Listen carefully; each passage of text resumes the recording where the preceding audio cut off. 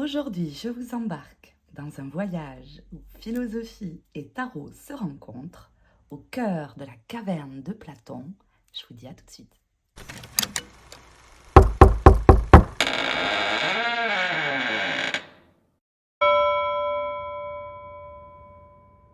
Bonjour à toutes, bonjour à tous, c'est Céline, j'espère que vous allez bien avec cette chaleur éprouvante.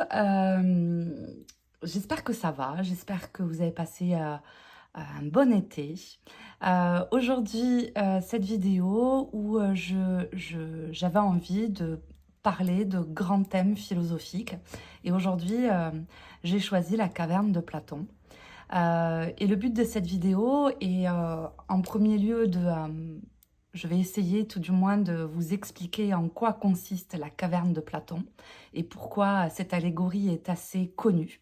Je vais vous expliquer, tout du moins je vais m'y efforcer de vous le raconter avec mes mots à moi, avec ce que j'en ai compris, et de venir ensuite en deuxième chapitre, euh, de venir donner du sens avec le tarot, avec un tirage à choix. Donc si mon blablabli blablablo sur la caverne de Platon, ça vous intéresse pas, je vous invite à aller dans le timer pour aller dans le tirage à choix directement, où on va parler d'illusion et de vérité. Et si mes propos vous intéressent, alors on y va tout de suite pour la caverne de Platon. Et alors, la caverne de Platon, c'est issu de ce bouquin-là, de la République de Platon. Et l'allégorie de la caverne, c'est un tout petit chapitre, c'est le chapitre 7. Oui, j'esquinte mes livres. Voilà, ça c'est la caverne de Platon. Donc, vous voyez, c'est... Mais en fait, ce chapitre-là, de ce livre-là, il est assez connu parce que dans cette allégorie, on retrouve un petit peu les grands chemins de pensée de Platon.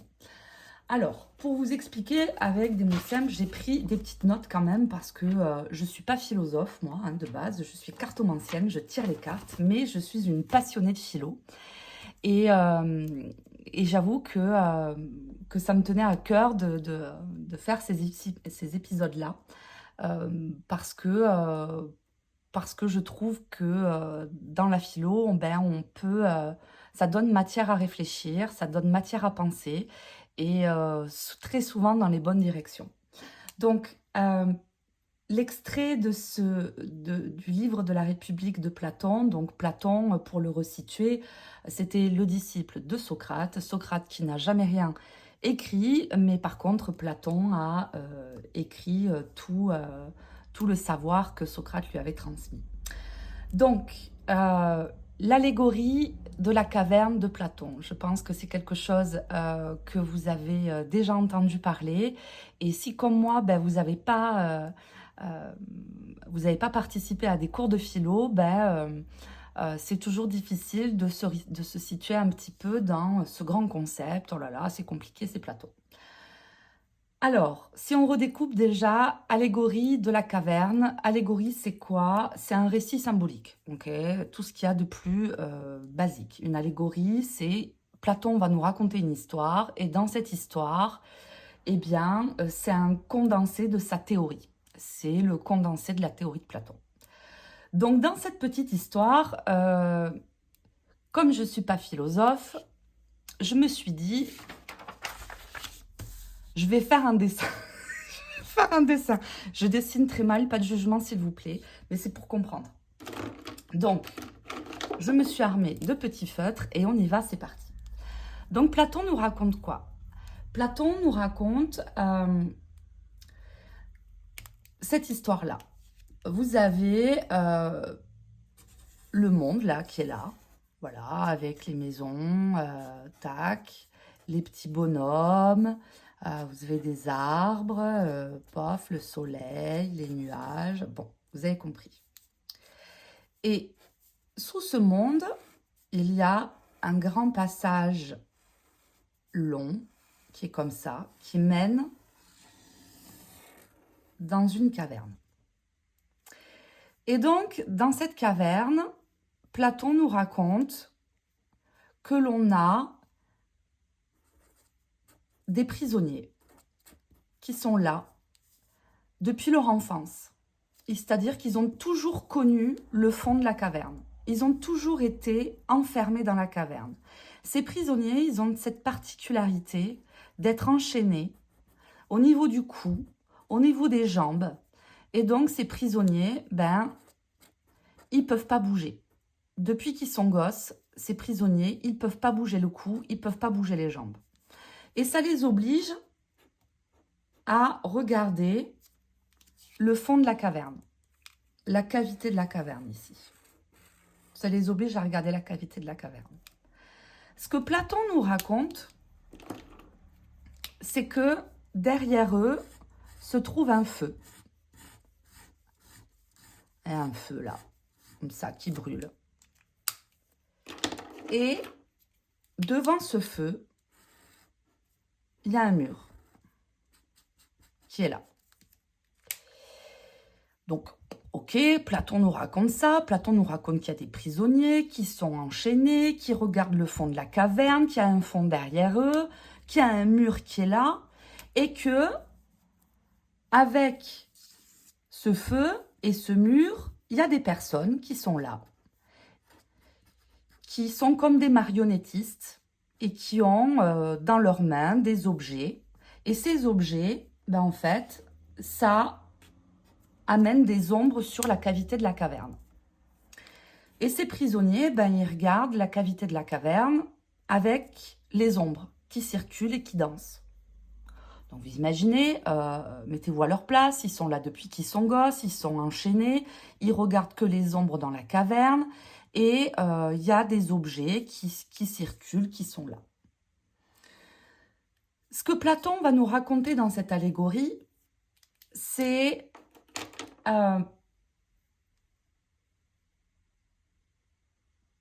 le chemin pour accéder à la vérité. Ces prisonniers qui sont enchaînés et qui regardent au fond de la caverne ne voient que des illusions, c'est-à-dire que des ombres. Mais comme ils ont vu que ça tout au long de leur existence, rappelez-vous, ils sont là depuis qu'ils sont nés, depuis leur enfance, ces illusions auxquelles ils sont confrontés tout au long de la journée, mettez-vous à leur place 5 minutes, c'est leur seule réalité, c'est leur seule vérité, j'aime autant dire. Donc, Platon nous raconte que ces prisonniers sont là et attachés. Un jour, il y a un prisonnier qui s'en va, qui arrive à sortir de la caverne et qui va monter dans le monde réel, là. Il va monter dans le monde réel. Et ça, c'est la deuxième étape. La deuxième étape, c'est monter dans le monde réel pour revenir dans le monde intelligible. En fait, ce que nous raconte Platon, c'est que ça, c'est le monde sensible.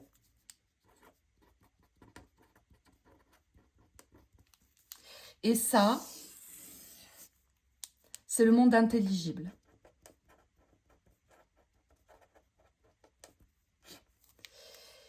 Et ce que nous raconte Platon, c'est que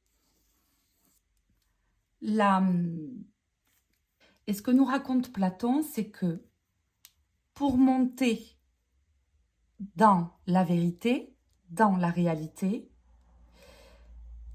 on va devoir y aller progressivement. Comprenez, un prisonnier qui est enfermé dans la pénombre et l'obscurité depuis son enfance. S'il sort de la caverne, forcément, la lumière va être beaucoup trop excessive pour lui et ça va être compliqué. Donc forcément, il y a des étapes, mais ça, on y viendra après. Là, je vous raconte déjà l'histoire de la caverne de Platon. Donc, la caverne, c'est l'obscurité et aux yeux de Platon, c'est l'ignorance. Le prisonnier est pris dans ces liens qui l'obligent à regarder au fond de la caverne. Il est prisonnier de ce qu'on lui montre. de ce qu'on veut bien lui montrer. Et selon Platon, ça c'est l'état d'esprit des hommes en général. L'état d'esprit des hommes en général se situe là-dedans. C'est-à-dire qu'on est bercé par des illusions et des croyances qui regroupent le monde sensible dans lesquels nous sommes enfermés. Pour accéder au monde intelligible, il va falloir y aller par étapes. C'est-à-dire que pour monter dans le monde intelligible, il va falloir arriver à se détacher de ces illusions et de ces croyances, les illusions des ombres, les croyances que les marionnettistes montrent aux prisonniers, c'est eux qui font croire, pour tout doucement se donner matière à réfléchir, la pensée, pour arriver à regarder le soleil, qui est la vérité. Dans cette métaphore, qu'est-ce que nous raconte Platon? Dans cette métaphore, si je peux le transposer dans notre vie, par exemple, je pourrais dire que les prisonniers sont, par exemple, nous dans un centre commercial. Le centre commercial, le prisonnier, on est enchaîné par nos désirs. Ah, je veux cette nouvelle robe. Ah, tiens, ce nouveau téléphone. Ah, tiens, j'ai trop envie de m'acheter ça. Nanani, nanana. Qu'est-ce que nous montrent les ombres? Les ombres, c'est par exemple les publicités, les vitrines. Ce que nous montre le feu, ça va être le marketing. Toute cette manipulation marketing, les publicités, des choses comme ça. Qu'est-ce qu'on peut faire pour se libérer de ça?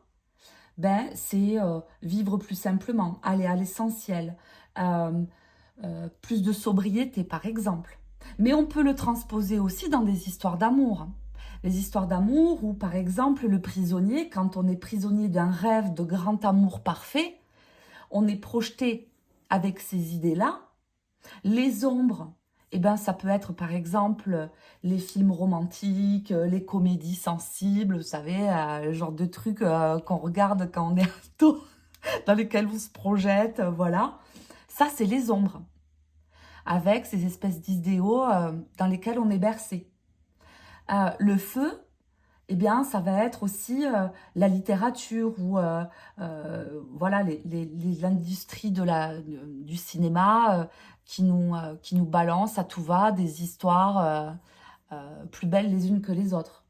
Mais pour arriver au monde intelligible, c'est arriver au monde réel et imparfait. Parce que l'amour réel est imparfait, il n'est pas parfait. C'est Comte Sponville qui dit souvent... si vous croyez au prince charmant, vous serez déçu parce que le prince charmant n'existe pas. C'est arriver à aimer l'imperfection. Et l'imperfection a le mérite d'être vrai, d'être dans la vérité. Donc d'être dans le soleil. En fait, c'est ça que nous raconte Platon. J'ai essayé de vous le mettre avec des exemples concrets pour comprendre.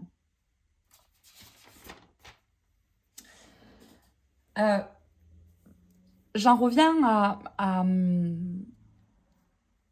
à ces strates qu'il faut franchir pour passer du monde sensible, pour passer au monde intelligible, pour passer de l'obscurité à la lumière, de la pénombre au soleil.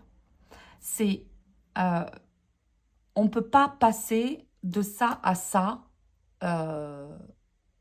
comme ça, d'un coup. C'est impossible parce que l'humain est ainsi fait, c'est des choses qui prennent du temps. Et ce que nous raconte Platon dans son monde sensible, c'est que on commence par des opinions, puis ensuite on a des croyances, pour passer au monde intelligible où c'est la pensée, mais qui est quand même, en premier lieu, c'est penser, mais qui est quand même rattaché au sensible, pour ensuite accéder aux idées, où il n'y a plus du tout de sensible. On n'est plus du tout influencé par le sensible, par les croyances et par les illusions. Ce que nous dit Platon, c'est que, en premier lieu, on est dans la caverne. Ensuite, progressivement, on va arriver au monde intelligible. Et quand on est au monde intelligible, et là j'en reviens à l'histoire de Platon, c'est que Platon nous dit que une fois qu'on est dans le monde des idées, ici, et qu'on a enfin vu la réalité, on ne peut plus retourner dans la caverne, parce que c'est beaucoup trop obscur pour nous. Mais par contre, le but du philosophe qui est arrivé au monde des idées, c'est de venir aller chercher ses copains qui sont là, qui sont enfermés dans la caverne. Et ce que nous raconte Platon à la fin de son histoire, c'est que le philosophe va redescendre dans la caverne pour aller chercher ses copains-là, mais que ses copains ne vont pas le croire et qu'il serait même capable de le tuer. Parce que, imaginez-vous à leur place. Vous qui n'avez connu que les ombres de la caverne. S'il y a un type qui arrive là, qui redescend, qui vient vous voir et qui vous dit « Non mais, c'est pas possible. Non mais je vous assure, prends ma main et monte avec moi parce que tu vas voir les choses réellement et pas que des projections que ce qu'on veut bien te montrer. Crois-moi que tu verras pas les mêmes choses. » Mais eux, comme ils ont vu que ça tout au long de leur vie, ben, ils vont pas vouloir y aller. Ils vont pas vouloir le suivre. Et ils seraient même capables de le tuer parce qu'il est trop pénible, quoi. Et c'est ça le but du philosophe, c'est d'aller chercher les autres qui sont enfermés dans la caverne. Dur travail du philosophe parce qu'il va devoir trouver les bons mots pour aller les chercher. Et c'est là tout le but, un mot un peu barbare de la dialectique, qui est le besoin du philosophe d'aller parler avec d'autres personnes pour aller les réveiller, en fait. Pour aller les sortir de leur caverne. Donc, en 17 minutes, j'ai essayé de vous synthétiser la caverne de Platon. Et si je pourrais terminer avec une phrase, je dirais si vous vivez dans une caverne, réfléchissez avant d'en sortir parce que il vous sera impossible d'y revenir. Et c'est ça le danger, quelque part, avec cette allégorie, c'est que c'est vrai que quand on sort de ça et qu'on arrive à arriver là, eh ben c'est difficile de revenir ici, c'est vrai. Mais la réalité n'est pas forcément la plus confortable. La réalité n'est pas forcément la plus chouette à vivre. Souvent, la majorité des gens vont préférer rester ici parce que au moins, ils savent à peu près les ombres qui vont arriver à défiler. Mais de la même manière, quand je vous ai cité des exemples, on peut le transposer dans tous les domaines. Avec, par exemple, les réseaux sociaux où les gens sont hypnotisés ici. Ils sont hypnotisés sur des illusions, sur des ombres. Les images, les ombres, là, eh bien, on peut imaginer que ce seraient des images diffusées quand on scrolle, par exemple. Le feu, ça serait l'algorithme. Et puis, quand on sort, eh bien, c'est éteindre son téléphone pour aller voir la réalité de la nature, par exemple. Se reconnecter avec la nature.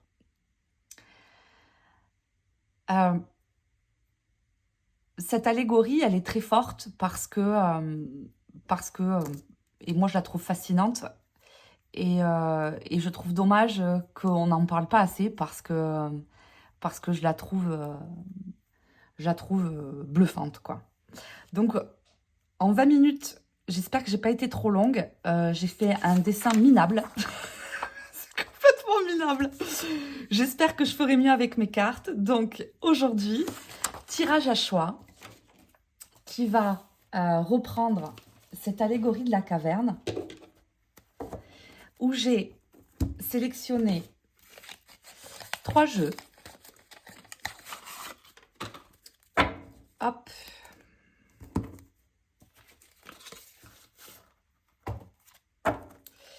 J'ai sélectionné 3 jeux. Le premier, c'est celui-là.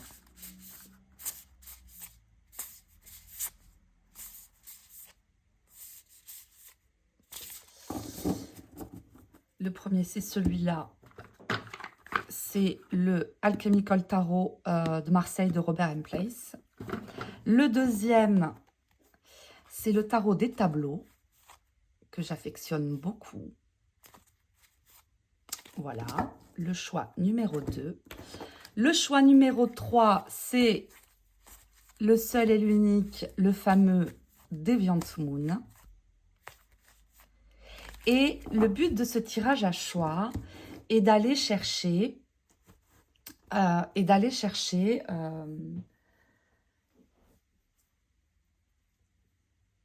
est prisonnier de quoi? Quelles sont les ombres? Quel est notre feu qui vient disperser les ombres? Et quel est le chemin de la vérité?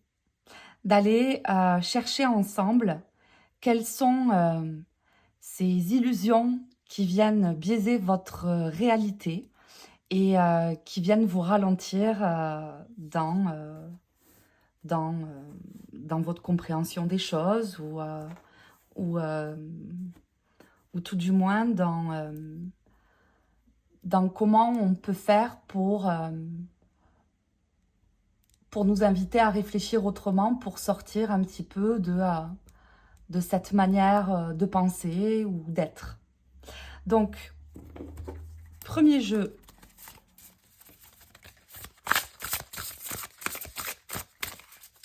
Hop, c'est quelle carte qui va sortir? Le 7. Le 7 de coupe, j'adore. Dans le tarot des tableaux, on va avoir l'As de bâton. Et avec le Deviant Moon, on va avoir le 3 de denier.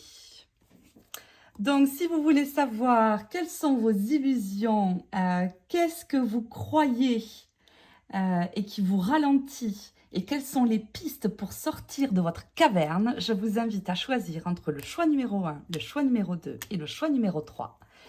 Et on y va sans plus tarder, c'est parti.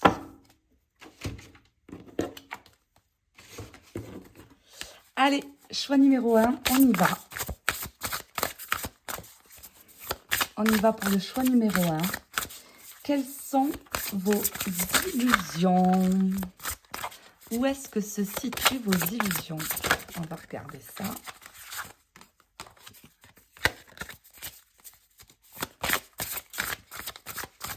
Allez. Les illusions du choix numéro 1. Qu'est-ce qui vous ralentit? Qu'est-ce que vous croyez qui vous ralentit? Comment sortir de votre caverne? Et la finalité. Allez, on y va.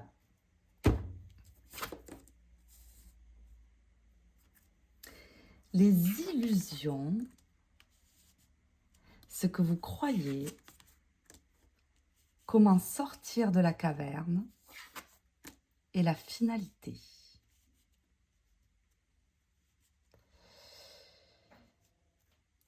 Il y a quand même, je ressens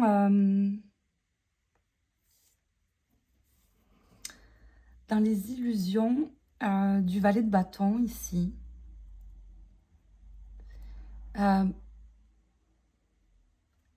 c'est difficile de commencer, c'est difficile de...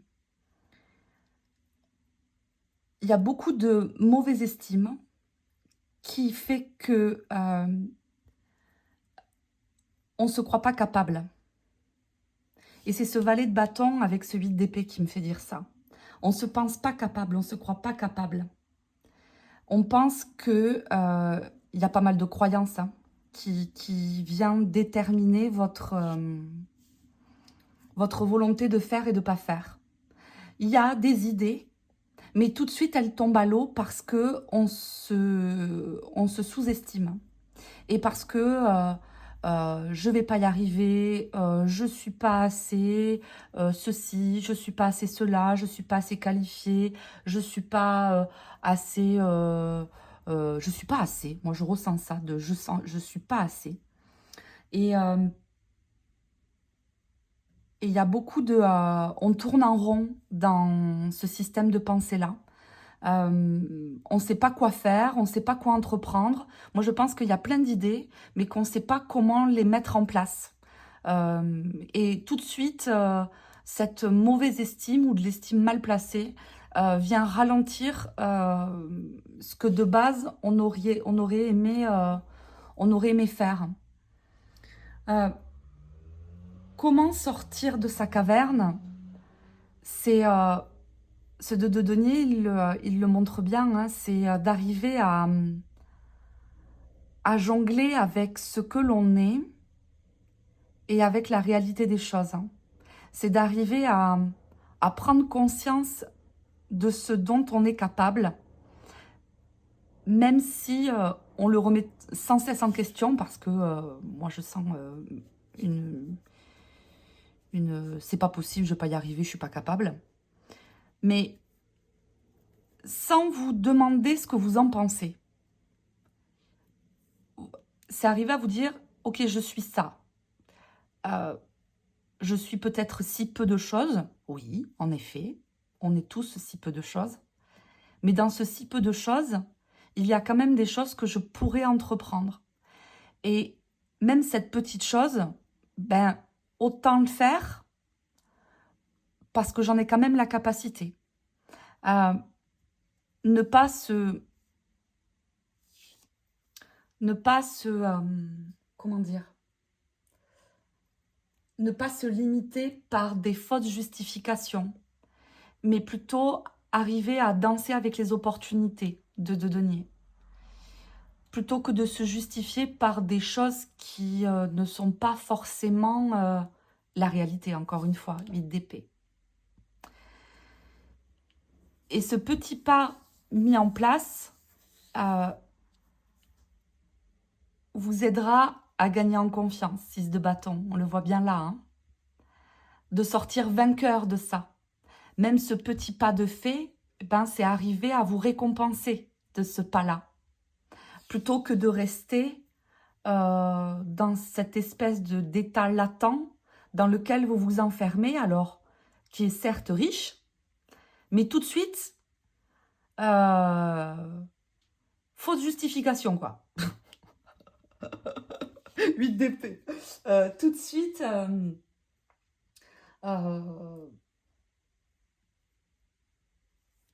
elle vient auto-détruire, j'ai envie de dire, toutes les idées qui sont fertiles, mais dans lesquelles on se perd.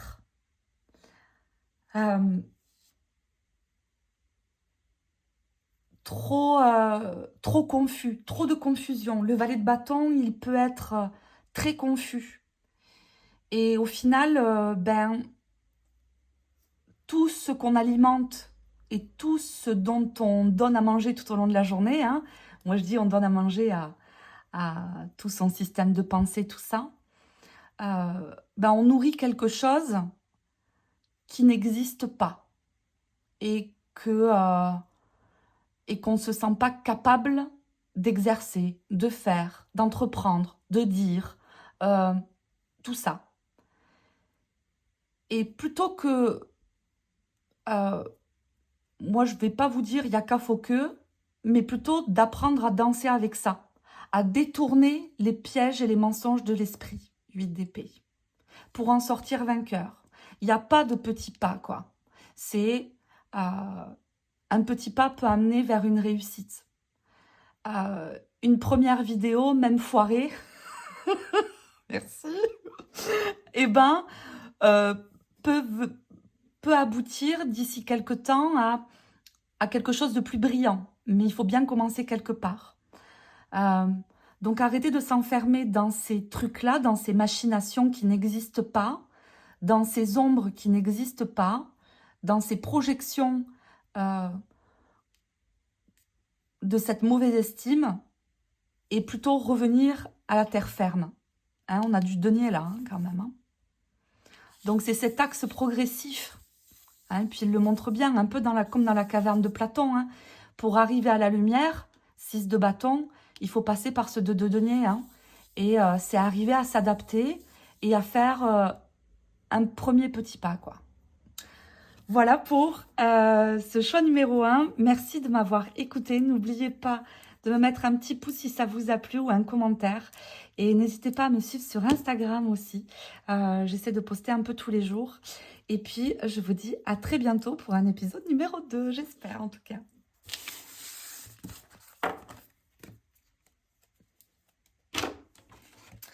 Allez, le choix numéro 2 avec le fabuleux tarot des tableaux. On va aller regarder où sont vos illusions. Et qu'est-ce que vous croyez et qui vous ralentit? Allez, choix numéro 2. Quelles sont vos illusions? Qu'est-ce que vous croyez qui vous ralentit? Donc ça, c'est les ombres, ça, c'est le feu. Comment sortir de la caverne? Et la finalité. Allez. Les illusions, 9 d'épée. Qu'est-ce que vous croyez qui vous ralentit? La mort. Je ne sais pas si on la voit bien. Cette mort. Je vais la mettre là, on la verra mieux. Comment sortir de la caverne? L'innocence. Et la finalité. Le regret. Ok. Alors, 9 d'épée, hein, dans les illusions. Et c'est vrai que cette carte, elle reflète bien les illusions, le 9 d'épée. Parce que c'est vrai que dans le 9 d'épée, on y voit très souvent de l'angoisse. Hein, c'est souvent de l'anxiété, de l'angoisse, les cauchemars qui nous réveillent la nuit. Moi, j'appelle ça la diarrhée mentale.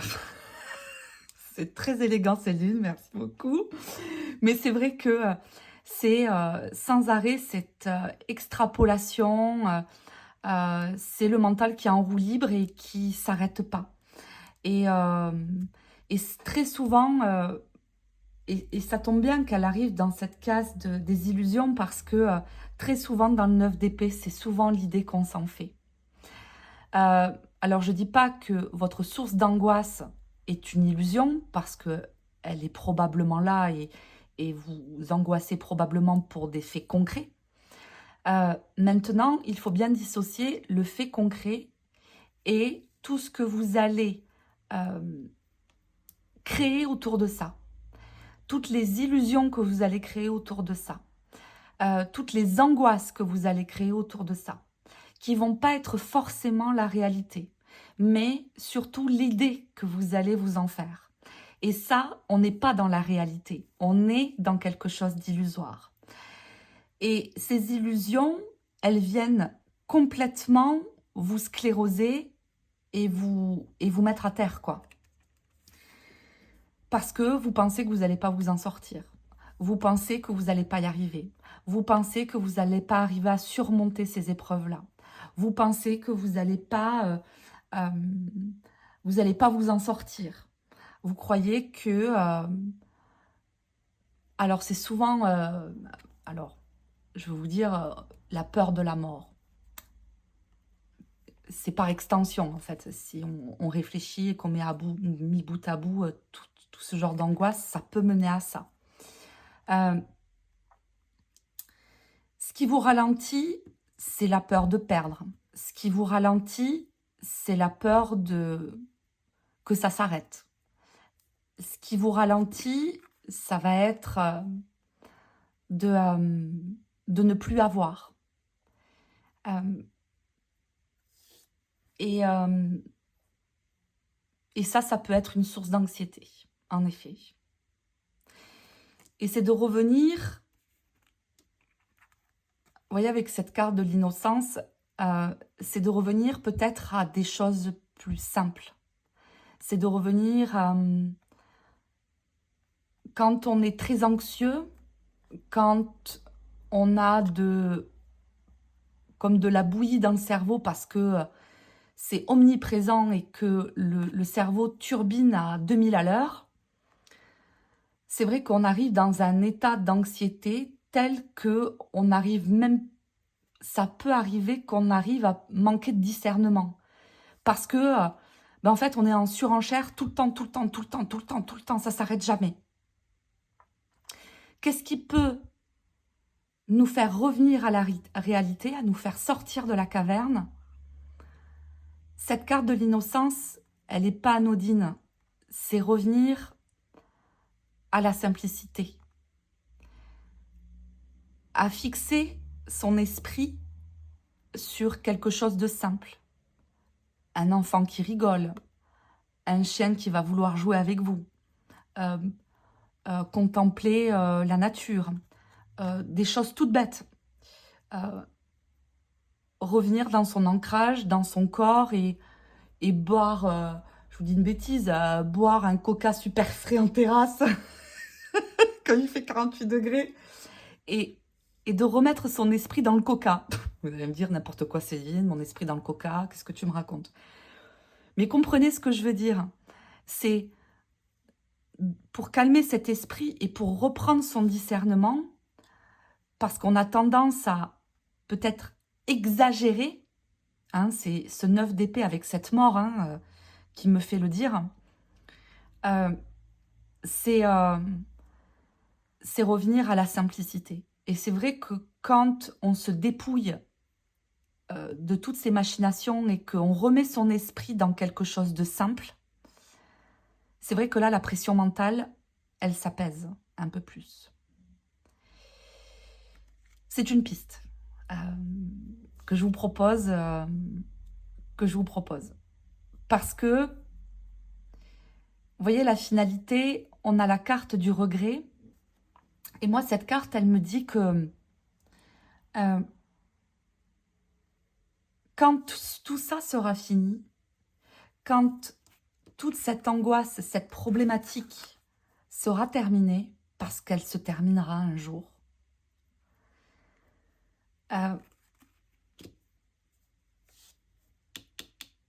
je pense que il y aura potentiellement des regrets. Et cette carte des regrets, je pense que on l'a tous à un moment donné traversée.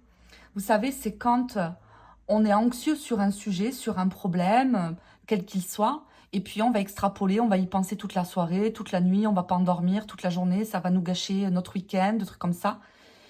Et puis parce que notre boss, il nous a mal parlé vendredi soir, et puis on s'est dit, oh là là, il m'en veut, oh là là, j'ai fait une bêtise, oh là là, je vais perdre mon boulot, truc comme ça. Et puis tout le week-end, on va y penser, y penser, y penser, y penser. C'est un exemple que je vous donne. Hein.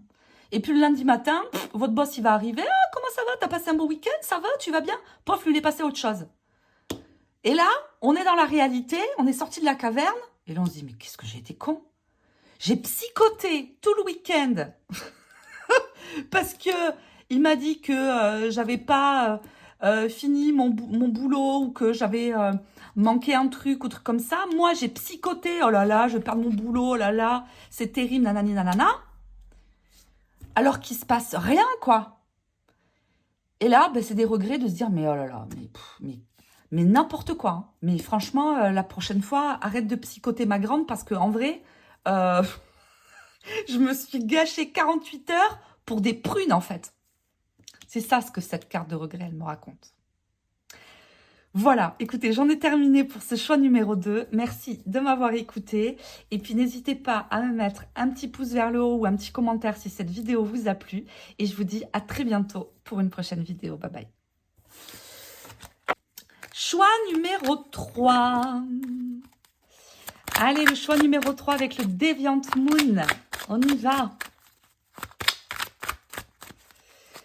Allez, on va aller chercher quelles sont vos illusions Qu'est-ce que vous croyez qui vous ralentit? Comment sortir de votre caverne? Et la finalité. Alors, on y va pour le choix numéro 3. Quelles sont vos illusions? Qu'est-ce que vous croyez qui vous ralentit? Comment sortir de la caverne?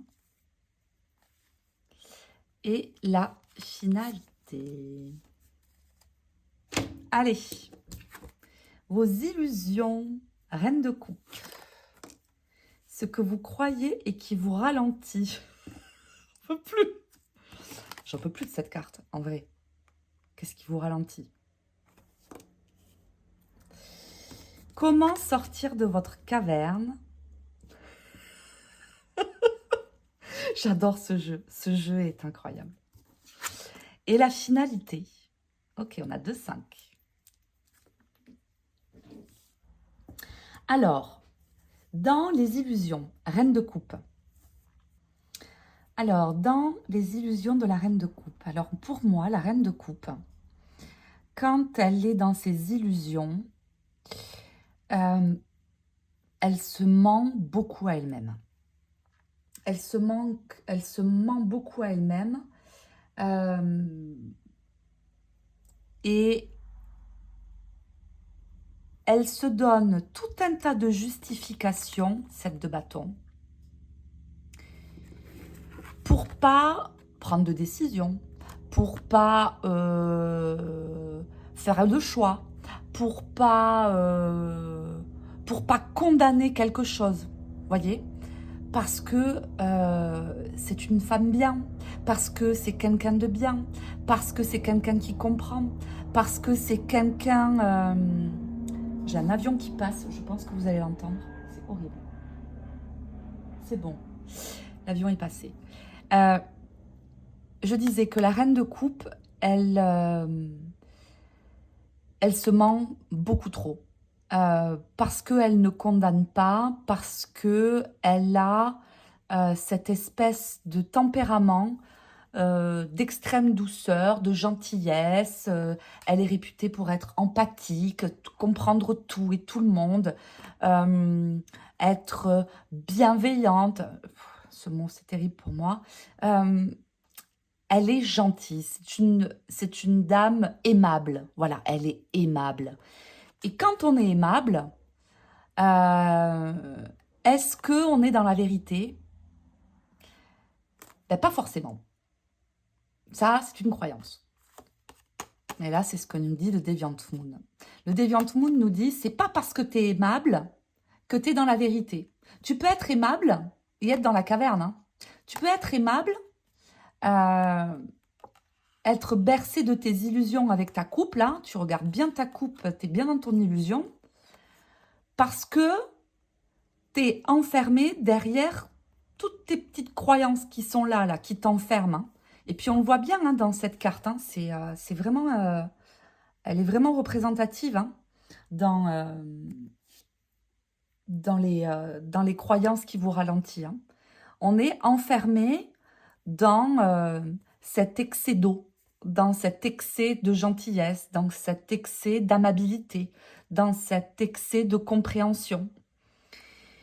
Et ça, ben, ça vous empêche peut-être un peu de condamner.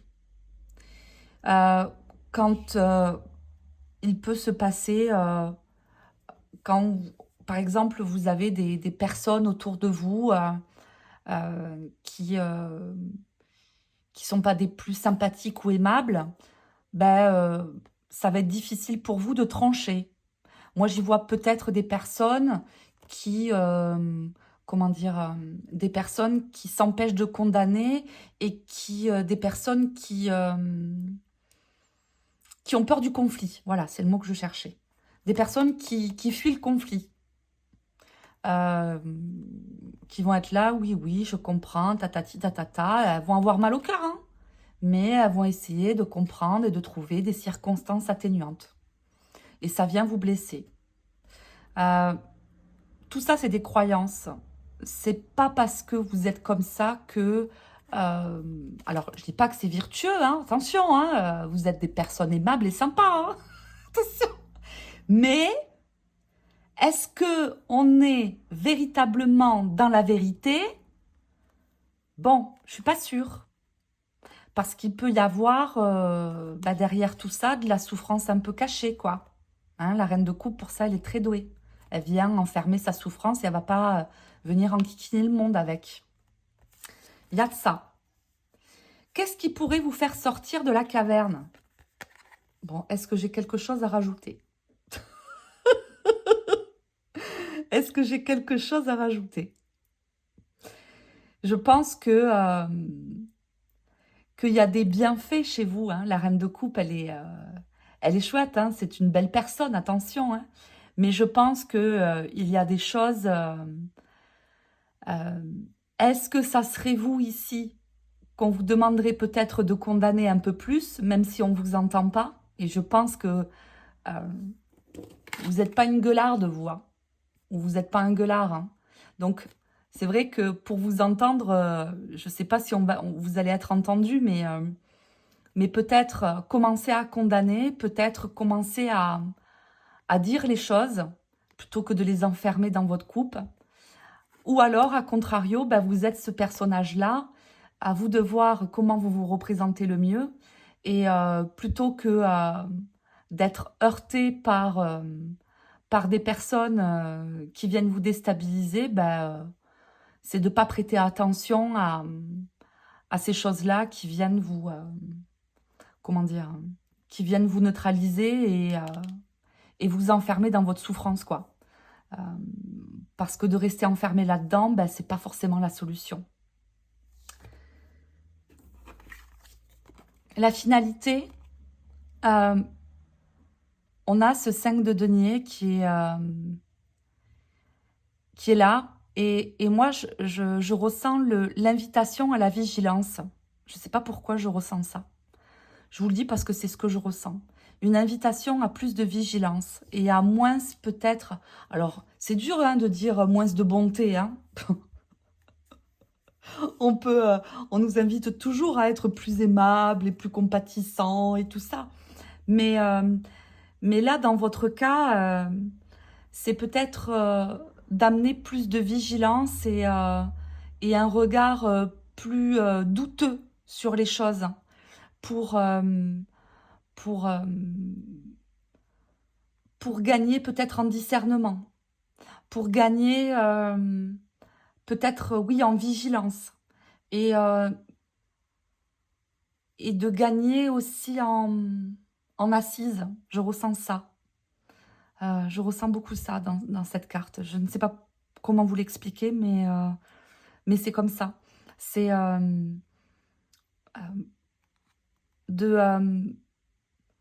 pour ne pas perdre encore plus, de condamner peut-être davantage, gagner en discernement, pour ne pas souffrir davantage, pour se protéger peut-être aussi davantage. Hein. Parce que il y a cette croyance de vouloir toujours être aimable et compatissant, mais à quel prix? Est-ce que c'est au prix de vous faire du mal? Bon, je ne sais pas si c'est vraiment la solution, quoi. En tout cas, c'est une piste que je vous invite à peut-être explorer, à sortir du monde sensible pour rentrer dans le monde intelligible. Donc, sortir de ces émotions et de ce que l'on voit pour peut-être travailler une réflexion autour de situations qui tournent autour de vous, qui vous font pas que du bien et qui mériteraient peut-être plus de condamnation plutôt que de vous mettre en charge avec vos illusions et vos coupes là. Voilà groupe 3, je vous remercie de m'avoir écouté et puis si cette vidéo vous a plu, n'hésitez pas à mettre un petit pouce, un commentaire, tout ça. Je vous dis à très bientôt et puis n'hésitez pas si vous avez envie que je vous partage d'autres thématiques comme celle-là. J'ai essayé de faire vite, parce que le but, n'est pas de vous faire un cours parce que je suis pas prof de philo, mais tout du moins de vous inviter à donner matière à réfléchir sur, ce genre de concept. Dites-moi ce que vous en pensez en commentaire, ça me ferait, chaud au cœur et puis merci de m'avoir écouté et je vous dis à très bientôt. Bye bye.